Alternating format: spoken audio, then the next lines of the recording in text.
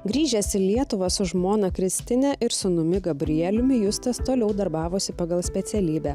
Kūrė internetinės svetainės, reklaminius video ir kitą turinį socialiniuose tinkluose. Netrukus šeima susilaukė pagausėjimo. Gimė antras sūnus Danielius. Įvyko pokyčių ir Justo profesinėme gyvenime. Vyras ėmė domėtis parfumerijos verslu. Nuo seno kaip ir turėjau gerą uoslę ir labai mėgau kvepalus. Tai aš užsidegiau kažkaip bandyti pasigaminti savo kvepalų ir nepradėjau šiek tiek studijuoti, bet kuo daugiau studijavau, tuo daugiau supratau, kad tai mažiausiai metų reikalas, kad padaryti kažką rimto mažiausiai. Tai čia su didžiausia sėkme, kad per metus gali sukurti kažkokį savo kvapą.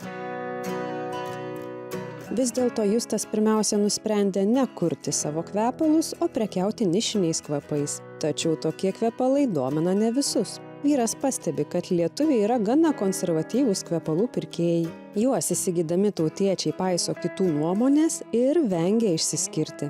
Lietuvių tradicinis skonis perkamiausi tiek vyriški, tiek moteriški kvepalai yra dažniausiai citrusiniai, kurie atsiskleidžia pirmose natose, reiškia tą efektą lietuviai vertina tik papurškus kvepalus. Lengvi, citrusiniai, ten jūros aromatai, gėlių kažkokių ir čia įvyksta kvepalų įvertinimas, bet retai žmonės vertina kvapą ten po 12 valandų, po savaitės, kaip jisai keičiasi, kaip jis kinta, kaip jisai kvepia ant odos.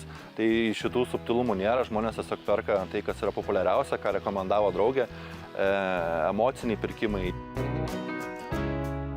Justas įsitikinęs, kiekvienam žmogui užtenka turėti 3 skirtingus kvepalus. Pirmi kasdienai, antri vakarui ar ypatingoms progoms, o treti tiesiog keliantis geras emocijas. Vyras pastebi, kad tarp lietuvių pastaruoju metu vis dažniau atsiranda ir tokių, kurie gilinasi į kvepalų etiketą.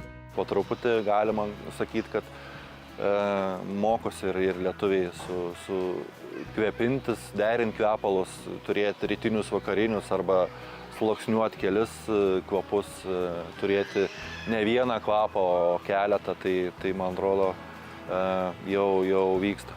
Atsiranda vis daugiau nišinių kvepalų, mėgėjų ir žmonės domisi, pradeda vis daugiau domėtis jų sudėtimis ir kas būtent skiria nišinius nuo tų populiariųjų klasikinių kvepalų, kad nišinėse naudojami ingredientai yra tokie sodresni, rimtesni ir jie tarsi antitezė tiem klasikiniams kvepalams yra.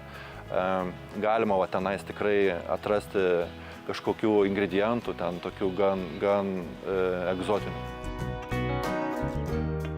Justas įsitikinęs, Šiauliai yra itin tinkamas miestas plėtoti pradėtą parfumerijos verslą. Mieste gerai išvystyta grožio industrija, čia veikia daug grožio salonų. Nors idėja sukurti savo vardo kvepalus Justas kuriam laikui atidėjo į šalį, svajonės visiškai neatsisako. Vyras įsitikinęs, viskas įvyksta savo laiku. Neatsisakau šitos svajonės, nes galvoju, kad matyt į sėkmės atveju